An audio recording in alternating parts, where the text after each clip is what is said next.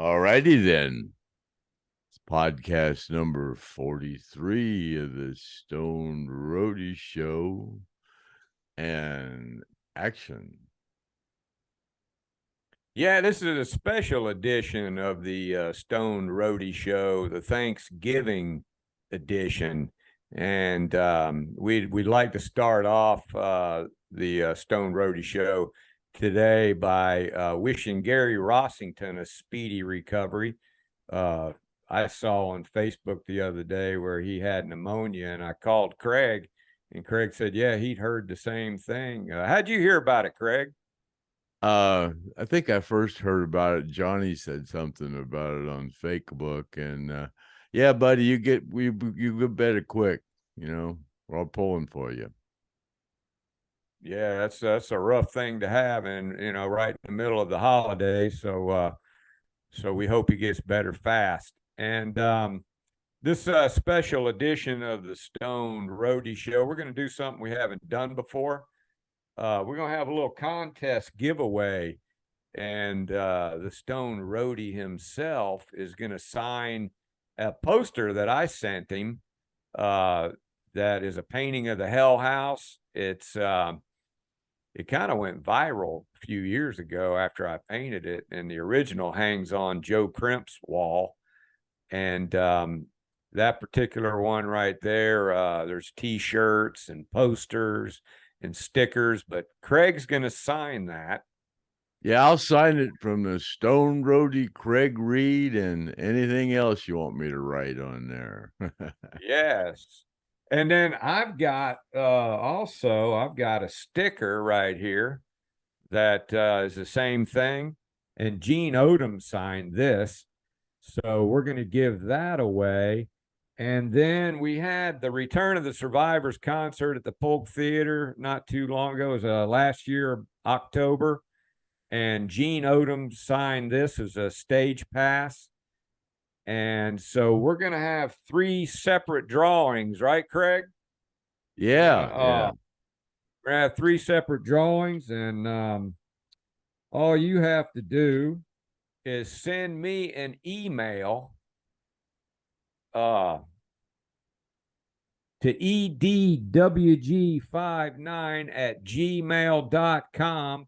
Put on their contest podcast number 43, and I'll take all the names off of that email, put them in a hat, and then on the next podcast next week, we'll do the drawing, and then we'll do 3 different drawings, and we'll get those out to the lucky recipients.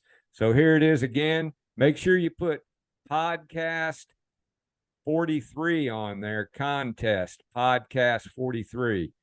And then we'll do the drawing next week. So those are some cool prizes from the STONED Roadie himself. So that's something new for us to do. Craig, what you been up to? Anything lately? No. Oh yeah. Microsoft 2020 Flight Simulator did an upgrade 11. Oh, it's killer, man. There's the graphics on it and all the whatever they did in the air to search down the I don't know what you call it. Yeah, all the visual stuff's a lot better, and they added a bunch of stuff, and now I can actually fly the helicopter. I couldn't control it before, but yeah, it's they did a serious upgrade on Microsoft 2020. So pretty realistic now, is it? Yeah, it's real cool. Yeah. Have you ever flown that flight simulator over Gillsburg, just like you were flying back in the day? Have you ever done that? Yeah, I did actually. There's a thing on YouTube. Somebody actually flew the Microsoft Flight Simulator and give you all the waypoints and everything. Yeah, it's pretty cool. Yeah. I guess all there is to see is a bunch of trees and swamp, so it's not really like it's not easy to it's findable but on there, but it's not that really easy. But yeah, it's kind of cool. You can really tell the geographics of the whole thing. It's pretty cool. Can you see the pipeline on there still? No, I was actually looking for that, and I should be able to see it, but I never did actually find it. No. Did that freak you out in any way, or was it like just something informative for you to do? Or no, that like I've said before, that wasn't any really I was knocked out, and I was so drunk when we were going down. I was actually, making jokes like this is like going to be like Mr. Toad's Wild Ride. We'll just belly slide it into that pipeline, and we'll probably knock the wings off of it, but it'll be something we can tell our grandkids about. That's actually what I said, And you actually told me that you've been in worse car wrecks before. I've been just as scared riding and with Alan that I was in that plane crash. But yeah, I did take, right at the end when I pulled the card table out of the floor and threw it to the back of the plane, and then I had to go back there and situate it so it wouldn't fly forward. And I grabbed that gold curtain down that was back there, and yanked it off the curtain rod and threw it over my head in the seat, and buckled in and threw it over my head in the seat, trying to protect my pretty face, Well, something must have worked right, because you're still here. So, well, hey, we'd like to thank Mike Caruso, the last guest on the Saturday Night Special with Kathy Godsey. That was a great guest. There's a lot of questions on YouTube on follow-up after that, and I got them pulled up here, and then I got some Facebook questions pulled up here. Yeah, Chad, my son Chad called me the next day, and he goes, I remember that clay pipe that he was talking about with the face on it. He said, I never knew whose face it was, but yeah, says, I remember that pipe. Yeah. Chad said, and he said he knew exactly where that closet was, where all those guitars were, and he wanted Chad to get in there and make sure those guitars were still there, because there was a couple of guys that were out there that he didn't really trust and thought he would get in there and get those guitars. But yeah, he said he remembers that guitar being in there, that one. Yeah, that was a pretty informative podcast. It's not too often you get to talk to people that actually hung around with those Lynyrd Skynyrd band members. And anytime that you get somebody on the show, they always come up with something that you haven't heard before, there's several things in that podcast that nobody'd ever heard before. So if anybody knows anybody that hung around with the band members, yeah, we'd like to get you on here and talk about some of that stuff, because it's what the listeners want to hear. And just like after the podcast, people want to get some questions answered. So I posted something yesterday on Facebook, and then I've got the YouTube podcast questions after that I can go through a few of them.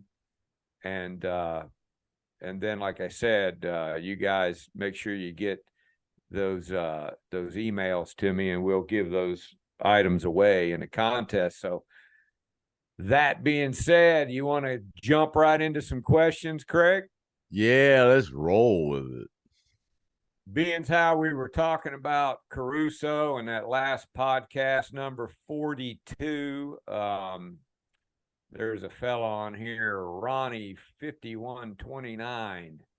This is a question. Hello, y'all. A great interview talking about the last podcast, funny things and sad things.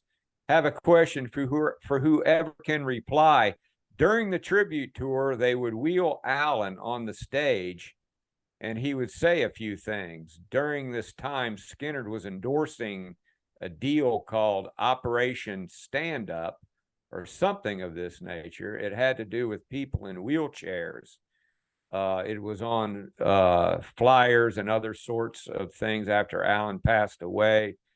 Skynyrd quit endorsing this tax-free charity. Can anyone comment on that? Wasn't that called the Miami Project, Craig? Miami Project. Yeah, but Alan was kind of court ordered to go out and make appearances.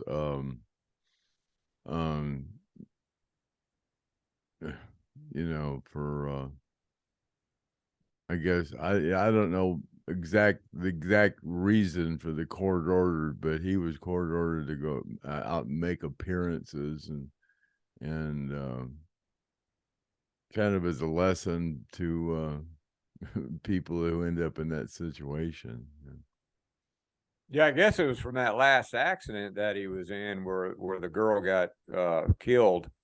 Yeah. And I think the judge kind of told him that he needed to do that. So I never heard anything that he said other than when he'd get on stage, he would welcome, you know, everybody to the show and talk about how great the band was.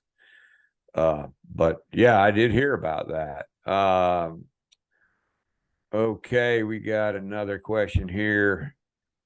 All right. Hey, Craig, this guy, Music Tick #1.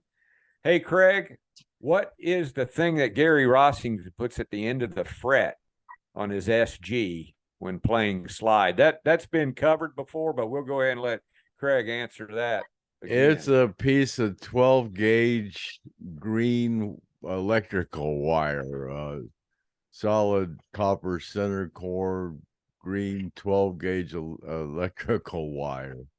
Just a standard wire, and as far as I know, he puts it on there to lift the strings a little bit, so that when he puts the bottle in between the strings, those two strings are tuned to a B, and I guess he gets a harmonic he puts it in between there, and then during the fast part, he pulls that out, and it returns the guitar back to A440 tuning. It's all I can figure. Is that something Gary came up with by accident, figured out on his own? You know what? I don't really know. He just said, "Hey, don't," you know, I knew the secret, you know, and he goes, "Yeah, don't share that," you know. That's my little secret. Yeah, but yeah, I've never seen anybody else do that, you know. I guess he invented it. He's pretty clever character, you know. Yeah, he knows his guitar, that's for sure. All right, we have Doug Harris, 8328 off of the YouTube. Have y'all heard of Steve Vest? I've heard several questions off of Facebook about Steve Vest. What do you know about Steve Vest? I don't particularly know the fella, but my son Chad does, and I don't know. I don't know him, so I can't. I know he talks a lot about Lynyrd Skynyrd and stuff, but I don't know him, and I don't know enough about it to comment on him. Okay, let me see here. Let's go on over to some Facebook questions. Have one here from Shane Hobson. He says about Steve's Black Beauty Les Paul, the pickup selector switch. Steve didn't have a regular toggle switch cap. It looked to be bigger and kind of flat, like it was easier to flip the switch. You know anything about that, Craig? I don't remember that. No. There's stuff I just don't remember. You know, I got he has a picture of it. He's got a picture of it here, and it's kind of blurry. I can't really see it, but he might have answered his own question. Maybe it was bigger so he could flip it easier, you know. I don't recall that. No, I don't recall that at all. No. And then Steve Jones, who had a more elaborate stage setup, Journey or Foreigner? Neil Sean's setup was crazy when I got with him, man. He had so many doggone pedals and stuff hooked up, and it during in the middle of a show, it would get some kind of a loop, and then it started going wee wee, and that was really the first time I'd really dealt a lot with wireless, because Skynyrd always used a cord. They just weren't into anything because you get a better sound out of a cord. You don't use wireless in a studio. I don't think. Maybe it's improved, but yeah, there was that's kind of controversial on why people can't get that exact sound that Skynyrd got back then, and Joe Barnes said it has to do with the chord, the way the chord was made and stuff. It changes the sound.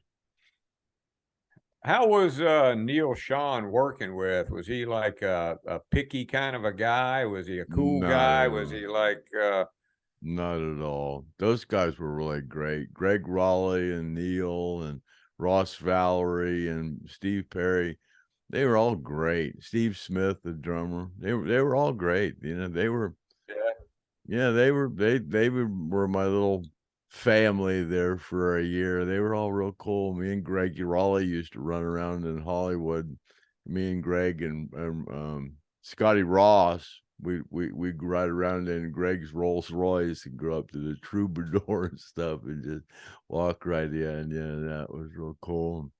Me and Steve Perry rode around. When I got with him, he was still driving a Volkswagen Beetle. We were driving around in his little Beetle. It was funny. Steve had a little Beetle, and Greg Raleigh had a Rolls Royce. But he'd been with Santana and was involved with Black Magic Woman and stuff, so he had some money. Who was the one that gave you the nickname Blaze Baby? Greg Raleigh. Greg Raleigh said, call me Blaze, and then when Steve Perry heard that Greg was calling me Blaze, he went, Blaze Baby. He called me Blaze Baby. I had heard a recent interview with him, with Steve Perry, and he was talking about when he finally hung it up with Journey, he got a Harley, and he just hit the road on a Harley, and he kind of disappeared. He said he just loved riding his Harley. So that was just a recent interview I'd heard with him. It's probably an older interview, but I never really knew that he was a bike fan. But I never did either. No. Yeah, it was the Dan Rather, the Big Show with Dan Rather. If anybody wants to check that out, it's Steve Perry, Dan Rather on the Big Show, and I think they even did. Dan Rather did one with Gary and Donnie, or maybe it was just Johnny and Gary, I think is who it was. But anyway, back to the questions. One guy here's talking about Ronnie's hair. Did Ronnie ever wear his hair tied up? Seems like no pictures exist. I saw that one asking if he ever wore a ponytail. No, Ronnie never. I never saw him with a ponytail. Yeah, I don't think he would be a man bun kind of guy. Oh, ponytail's a little different than a man bun, but I never saw him. No, I never. Yeah. I've never saw Johnny with a ponytail. I saw Gary with a ponytail, but and Ricky, and never saw Alan with a ponytail, or Steve, or Bob, or Ed. Yeah, and there's that same question about the Steve Vest. Glenn Heindel. Hey, Craig, what can you tell us about Steve Vest? Was he just a friend of the band? And so we don't know much about that guy. Anybody has any information on it? I've never seen the guy, but it's like I don't remember a lot about Mike Caruso either. He says that we met him. He was good friends with Dean out in Los Angeles, and I just don't remember a lot about that because Dean and I were very close during a lot. Well, we lived in the same apartment complex, Cedar Cove, and Dean was over all my house, my apartment all the time, and vice versa. I was at his house, and him and our friend Ronnie Caruso, we all lived right together. But all them Skynyrd guys all lived in Cedar Cove apartment except for Alan. Yeah, Randall Hall used to work there, didn't he? He was the maintenance guy at Cedar Cove. Yeah, yeah, and but I just I don't remember a lot about it. I don't think I ever seen him really. Of course, I don't know. That's like Mike Caruso. I don't remember. Like I said about being out at the Hell House, the only people that were ever out at the Hell House beside the band was Joe Crimp and Randall Hall and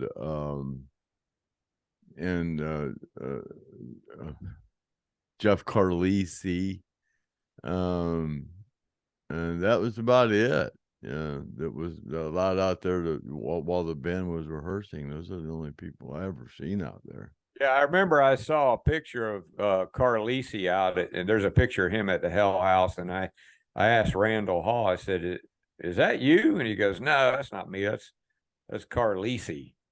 When those guys are young, of course, nobody looks like they did when they were young, so I couldn't tell the difference. I figured it was probably Randall, but Carlisi, man, he's a talented guitar player. We need to get him on here, Craig. You got some pull with him. Yeah, he'd be a great guest. Yeah, he was around a lot. Oh God, what was that song that him and Ronnie did? I can't even remember now. Just an acoustic thing. They just got together in the Skynyrd studio. I can't remember which one it was right now, but yeah. And that reminds me, I'm working on. I don't know if anybody's ever heard of Unknown Hinson. That was Ed King's. Ed King was a big fan of Unknown Hinson. If you haven't ever checked Unknown Hinson out, what a phenomenal guitar player. But that he's got a crazy act. He's kind of like a vampire Elvis. Elvis, yeah. And he's a character. Yeah, he's a comedian, and Ed King used to really love that guy. And there's a YouTube video of Ed King, and he went on stage with Unknown Hinson, and he was playing Sweet Home Alabama, and Unknown Hinson got jealous of his guitar playing and broke out a pistol and started shooting at Ed King. So you guys got to check that out. But I talked to Unknown Hinson's wife, and he's in the recording studio right now, and she said that he would probably come on. So we're going to hold that to you and get him on here. I think he's recording a new album, so we'll promote that for him. Another question from Pam and Casey Major. Ask Craig, I've never seen any video of the boys doing I Need You. Is there any reason, and does he remember them ever doing it live? It's one of their most underrated songs, in his opinion, their opinion. Yeah, I love that song, I Need You. Yeah, I was actually, that was the first song I ever saw written from the get-go with Ed King. That was right when I got with the band, so I was hanging around with Ed King quite a bit, and he went over to this guy Mike Porter's house, who was a drummer, bass player and stuff, and basically a drummer, and him and Mike Porter put that song together at Mike Porter's house, and then Ed went and showed it to Ronnie, and Ronnie didn't take it, and Ed already titled the song, and it didn't take Ronnie 20 minutes to write all those words. But yeah, I've never seen that song done videoed either. And they perform it on at any of the concerts or anything? Because I mean, I've never seen them. No, not very much. You know, when they during the second, they always played the songs that on the album, some of them in concert. You know, I'm sure they did play it live at one point. I'm sure they did, because they always played songs live to get the audience's response on them before they even recorded them, you know, sometimes. And yeah, but I'm sure they did it live a few times, but not very often, I don't believe. Well, that was a great question, Pam and Casey Major. And then we have Brandon Campbell with a question. Who was Skynyrd's best manager in the 30 plus years you were with the band? Maybe tell a story about what set them apart from the rest and how they took care of both the band and the crew. Well, Alan Walden was their first manager, and then Peter Rudge, and that was up until the plane crash. And then during the Rossington Collins thing, it was Alan's dad, Larkin, who did that. And then the tribute band, it was Bill Graham started off, and he was, Bill Graham was a real good manager. Bill, and he brought in Clayton Johnson and Sherry Wasserman as Clayton's wife, and they're all very professional. Bill Graham, and then they had Charlie Brusco in Atlanta, Red Line Productions. I think he still does. Oh God, Sticks and yes, I'm pretty sure he still does my Mike Marshall Tucker, and he does a lot of the old Southern bands, and like I said, Sticks and all that. And Charlie's still a good friend of mine, and he was a real good manager. And then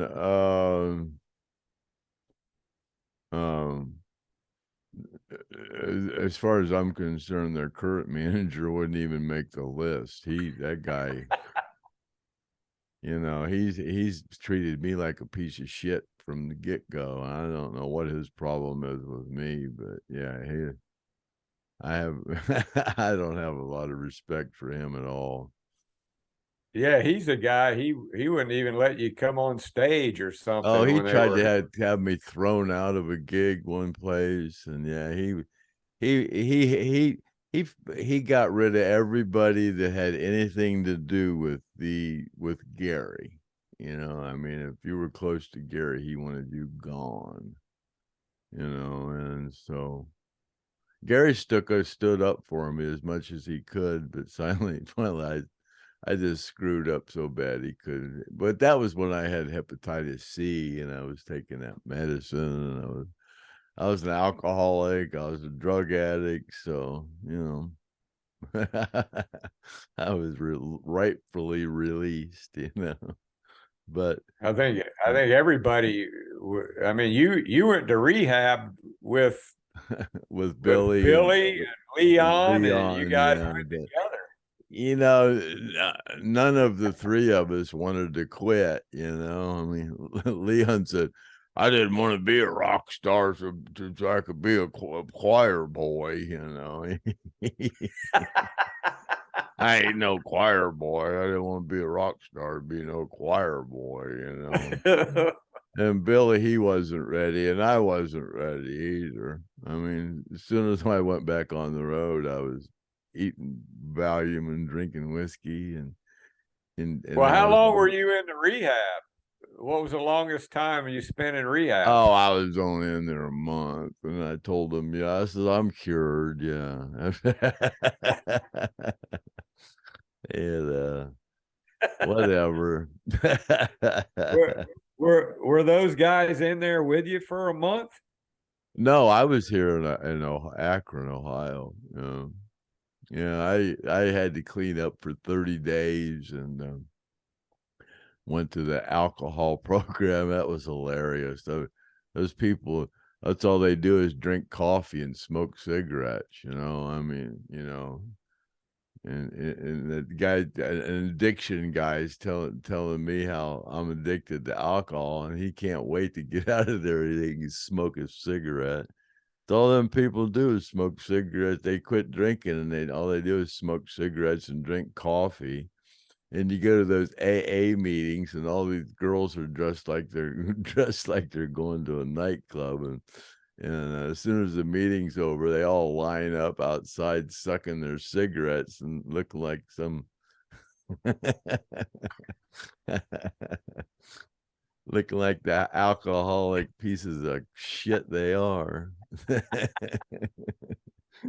I think it takes longer than 30 days to get through something anyway. Yeah, you gotta 30 days. You gotta want to do it. If you don't want to quit, you're not gonna quit. Just like people said, talking about they need to lose weight, but they don't do it. They're addicted to eating.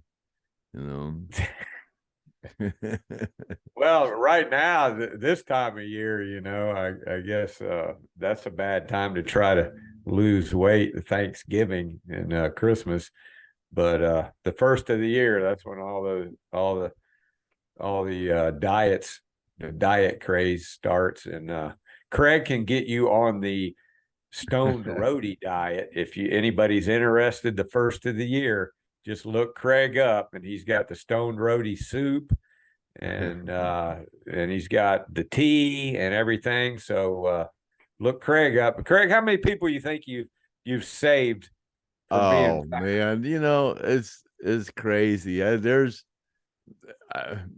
don't know. It's close to at 15, maybe a couple dozen people have lost serious weight because on my shame diet. I just shamed me into losing weight. Hey, but whatever works. I mean, people have there's a lot of people have lost 60, 80 pounds that say, man, I saved their life. So those people out there that just talk about losing weight and won't do it and they post pictures of everything they eat, and everything they eat has biscuits and mashed potatoes and pasta and all that shit, ice cream, and eating cobbler at 2 a.m. Yeah, I don't know why I can't lose weight. Well, if you're the type of person who gets offended real easy, you don't want to go on the Craig Reed shame diet, because he'll even make fun of your fat wife. And I've seen people on Facebook cuss Craig out, and oh my God, I had a horrible nightmare. Last night. I woke up. Had got drunk, and I woke up in the morning with some big fat woman. I wanted to chew my arm off, so I didn't have to wake her up. I posted that on Facebook this morning. But that happened on the road with Lynyrd Skynyrd a lot, didn't it? When you were not drinking with me, too it much? never did. I woke up with some women that weren't the best looking. They had a nice looking body, but they weren't the best looking. But no, I never hooked up with no fat woman. I know we were talking, and we weren't going to say anything about it, but a lot of the women that Ronnie got had to go through Craig. So what was it you would say, Craig, if Ronnie knew what happened before you turned the women loose on him? Yeah, they'd say, "I want to meet Ronnie." I said, "Yeah, we can make that happen." How bad do you want to meet Ronnie? I guess Ronnie didn't Yeah, ask any that questions. was that So was a little secret. I don't think we either her or I shared with Ronnie. yeah, I mean, I don't think Ronnie knew anything about that. Oh, okay. Well, back to here's a comment. Joey Nichols. You should have the guys at Muscle Shoals Sound come on. They have told me some very interesting stories about when Ronnie and the boys were recording there. Got any stories about Muscle Shoals, Craig? No, I've been there few times, but yeah, I was never with them down there doing any recording or anything. And I knew Jimmy Johnson, and met some of the Swampers. And I know Jay Johnson, who's the guitar player with the Skinny Molly band, and I mean, he's probably the most important person down there that I know right now, Jay Johnson, yeah. But Yeah, that he would we, be he would be a good one to have on. I'm sure yeah, there's a lot of stories about his dad, and I'm sure he hung around that studio quite a bit. He's a heck of a guitar player. He played, and that studio he is was still Gary's guitar player in the Rossington band. When Gary had the Rossington band, Jay Johnson was Gary's second guitar player. Okay, Kathy Keeble. Craig, you've experienced so much in your lifetime. What would you identify as your greatest strength? And is there anything that you would change if you could? Oh boy, there's a lot of things I would change about things I did. My God, yeah. My biggest strength, God, I don't know. I know a little about a lot of things, but not a lot about one thing in particular. My special talent is, so whatever I don't know, I know somebody that knows. Yeah. Yeah, well, you were pretty versatile. You did drums and did you ever do piano? You Oh my ever God, yeah, I set Bailey's piano up all the time, man. It's a piano and the organ. I set his old keyboard rig. Yeah, I set everything up. What But was probably the most difficult to deal with setting up? Would it drums or what do you think?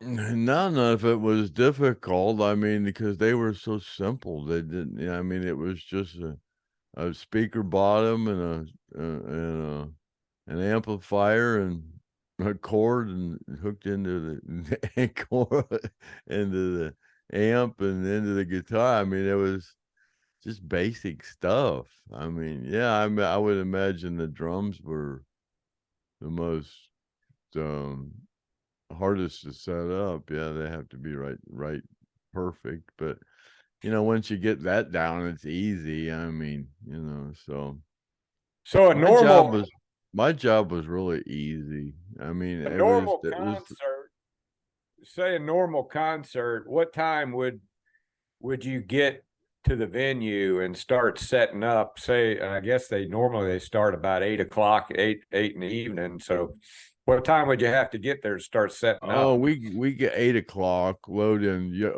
usually starts at 8 o'clock, and then everybody goes in and eats breakfast, and then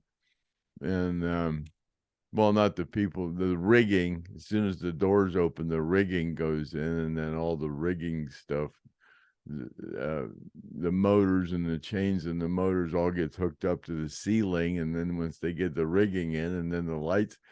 And then the lights go in, and then the sound comes in, and then the band gear comes in, and and it start And yeah, then and then you have lunch, and Yeah, and then you set everything gets set up, and then you do a sound check, and then opening bands come in, and you if you have to move the main act back, you do. You don't really like to move. That's why when Skynyrd first started, they were used to playing at 14 feet from the front of the stage. That's where their amp line was, at 14 feet. But when you're a headline act, you can't have your amp line at 14 feet unless you move it back, So I think the Skynyrd amp line, when I was with them, set at 17 feet from the front of the stage. But if a big act came in, you'd have to move some things back, move the amp line a little bit. But we didn't like to, but and Did anything. Ronnie? Did Yeah, Ronnie? if the speaker, if the amp line is further back than they're used to, yeah, it really, because you have your feet, Gary gets a lot of feedback, and you have to be at a certain distance to do that, to get good feedback, from your amp, and yeah, it's just weird if your amp line's too far back,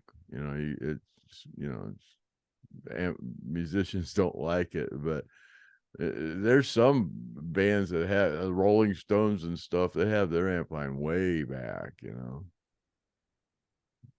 Did Ronnie normally do the sound check, or did somebody else do it? Yeah, yeah, yeah, and yeah.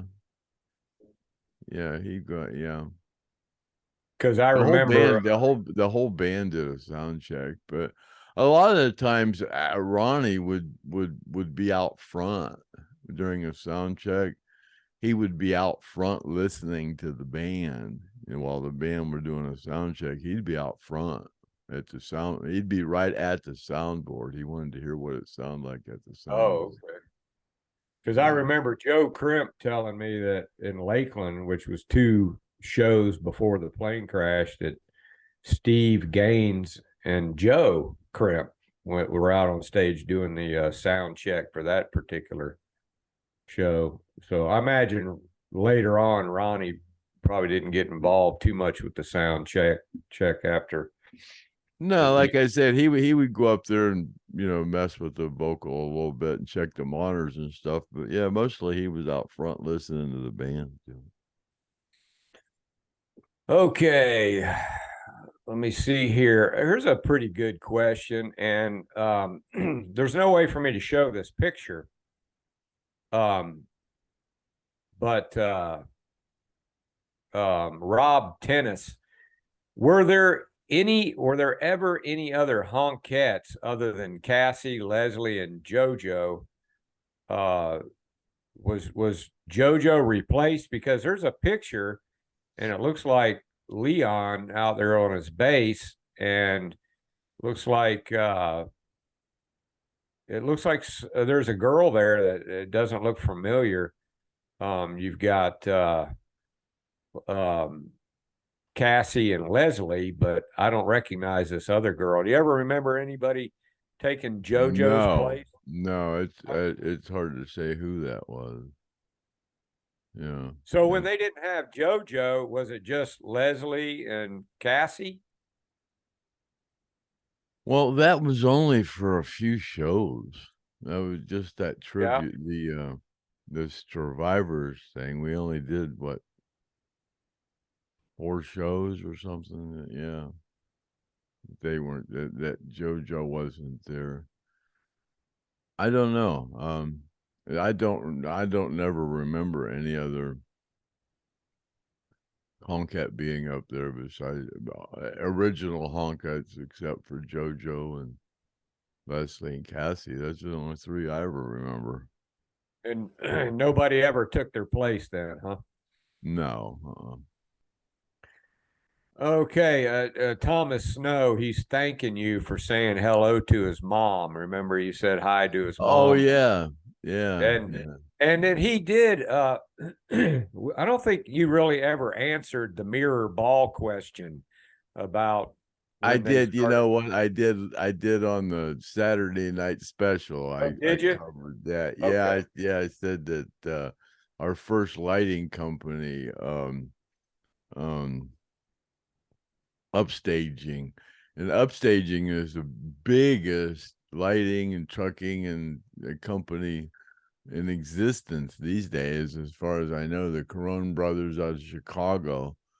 And yeah, they just had a 14-foot bobtail truck, which I helped them drive. But yeah, I don't know whose initial idea. Maybe Kevin came up with doing a mirror ball. Kevin was highly involved in the initial production of Lynyrd Skynyrd, as far as what they wanted to see in a live show. Kevin was pretty initial in that, and then he did, and so I don't know whose idea it was to get the mirror ball, but yeah, upstaging would have been the first lighting company to have that for us.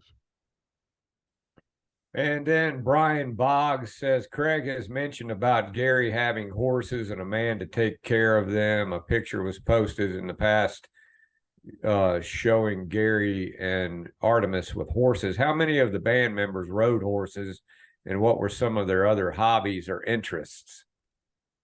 Never seen any of them ride horses except for Gary and Artemis. Just people that, I guess, like Joe Crimp, he had a horse. And as a matter of fact, that painting that Craig is going to sign and give away, that's Joe Crimp's horse in that painting. Yeah, off to the side there. And I can't remember the name of the horse. Thunder, I think. I can't remember. Sorry about that, Joe. You know I'm bad on remembering things. But yeah, that was Joe Crimp's horse, and I added that into the last minute. Danny Barron wanted to know, do you have any Lou Gramm stories?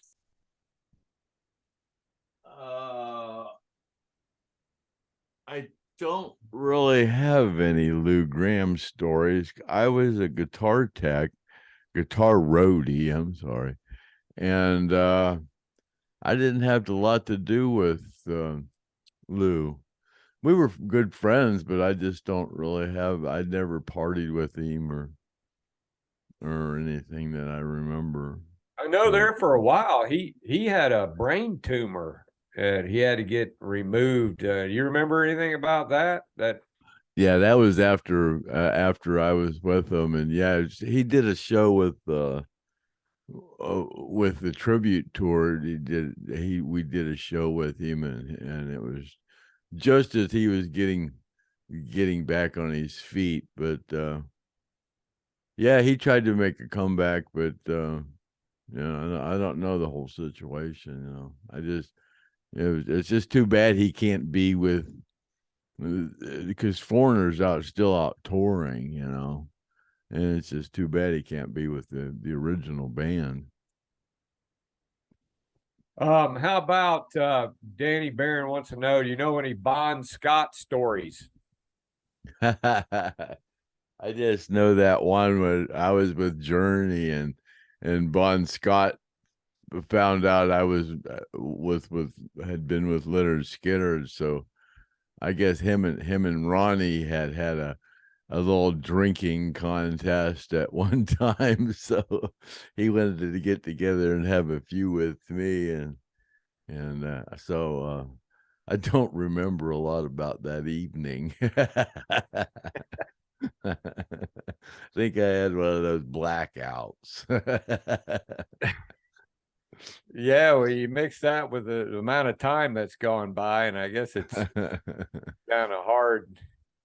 Was there any holiday traditions that the band did when they were on the road, like Thanksgiving or Christmas, anything that you guys did special? No, they always went home for Christmas. You could that was one thing you could count on, being home for Christmas. But then we always did a New Year's Eve show, so you weren't home very long.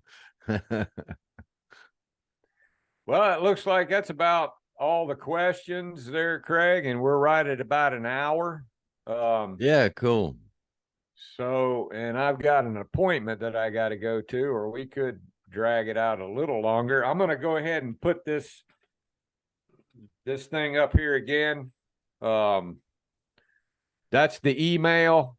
Make sure that you put podcast 43 contest on there. Send that to me, and Craig will sign that. And then got this this sticker right here, Gene Odom signed, and this stage pass that he signed on the back. So those are the items, and it's going to be 3 separate drawings.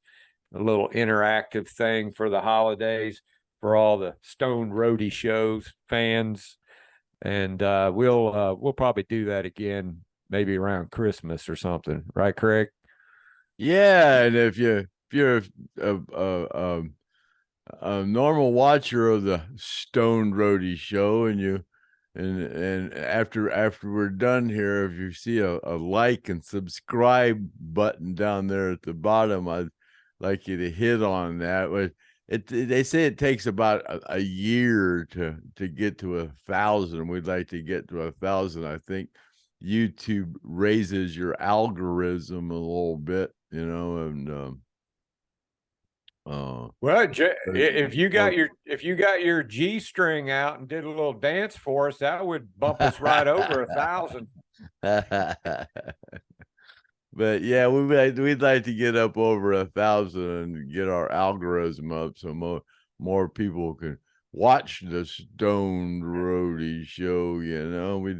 We'd like to get up to about 1 million subscribers or so, and then I think YouTube would start paying some money for us to be doing this. And like we said before, if we ever made it, Griff and I don't want any money for doing this, and if we ever did get up to wherever we made any money, we'd like to help out people like Mark Howard and Paul Welsh and Leslie Hawkins and Mark Frank, and people that are still dishing money out of their own pocket for injuries they got in that airplane crash. If we ever got kind of big, like we talked about before, we would we'd definitely help out some of these survivors who should have been taken care of by other sources, but unfortunately that didn't happen. But yeah, if you like the Stoned Roadie show, go ahead and hit like and subscribe, and maybe we can help these people out at some point in the future. That would really be nice. But all righty then, that's been podcast number 43 of the Stoned Roadie show, and we're gonna call it a wrap, and that's about it. Say goodbye, Griff Martin. And just remember, the drawing will be on the next podcast. So stay tuned for that. Bye, Griff Martin and Craig Reed. Oh, yeah. And happy trails to you until we meet again. This is Craig Reed, the Stoned Roadie, and Griff Martin, and that's number 43, and we'll call that a wrap and cut. Later.